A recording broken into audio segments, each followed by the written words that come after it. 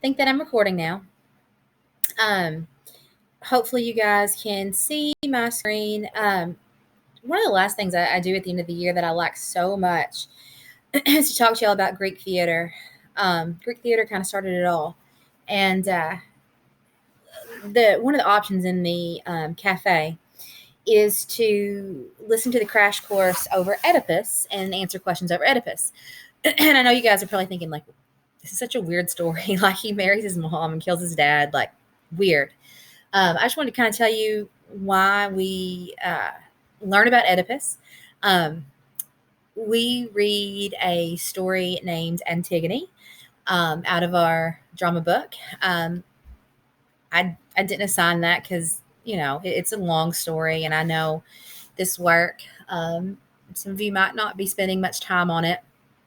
But I just wanted to, I'll make a separate video where I talk to you or tell you the story of Antigone, which comes after Oedipus. But right now, I just want to kind of go through my Greek theater notes, just because it's fun stuff, just because it started it all, and if you're a theater person, then I'm sure you will enjoy it.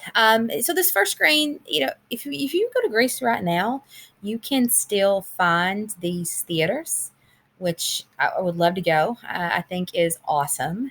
They don't look like this anymore, but you can still. I think I've got some pictures in this slideshow where you can see what they look like today. But guys, we're talking a really long time ago, and when I say a really long time ago, a really long time ago. Okay, let me get to this. Okay, so theater of ancient Greece. Theater in the Western world can be traced back to 500 BC. So you see what I mean when I say a long time ago. Okay, Greek drama emphasized the attempts of human characters to control their own destinies. And if you've already watched the story of Oedipus, you will see that an important part of Oedipus is him trying to control his fate. Uh, the oracle said that he was going to kill his dad and marry his mom, and he said, "No way, that's crazy. I would never do that. I'm gonna run." And he runs, and unbeknownst to him, he runs right into his dad on the road, kills his dad, doesn't know it's his dad.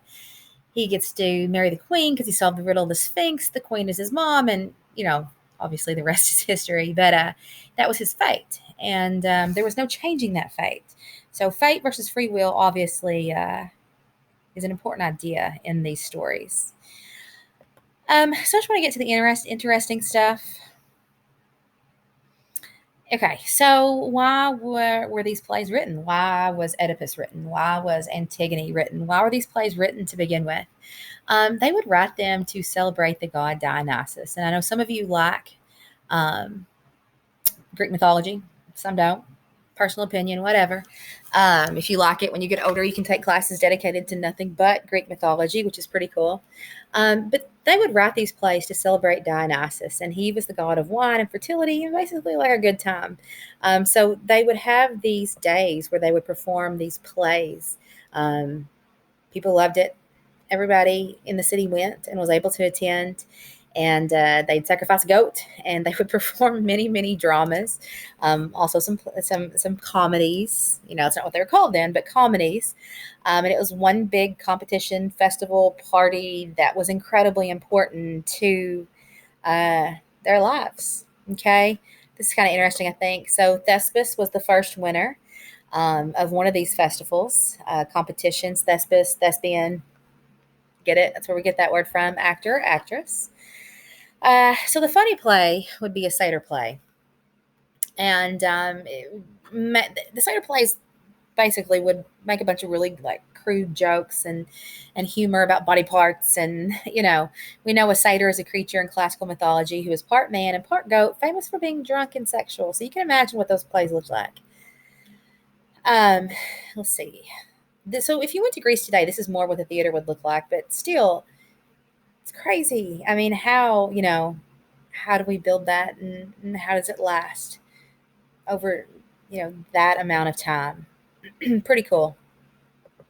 We won't get into all this stuff, but it talks about how it was built. It was built in a slope, which means that they didn't have to wear a microphone. Obviously, that was not an option. Special effects weren't an option.